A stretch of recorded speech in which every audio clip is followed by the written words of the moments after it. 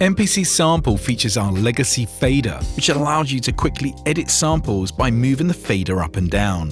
From default, the fader will allow you to adjust the volume of each sample simply by pressing the pad and moving the fader up and down.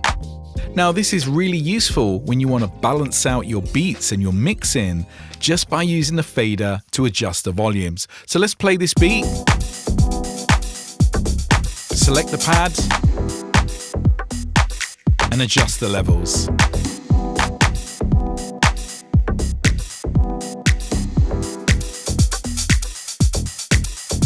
This is a real quick way to balance out your music.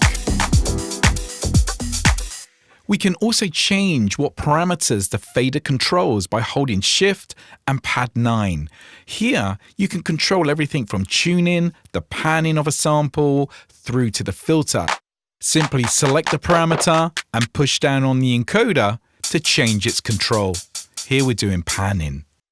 We also can change the entire kit level just using the fader, which is on our list of parameters. As I move the fader, it will control the whole kit level. And thanks for watching this tutorial on MPC Sample. I'll see you next time.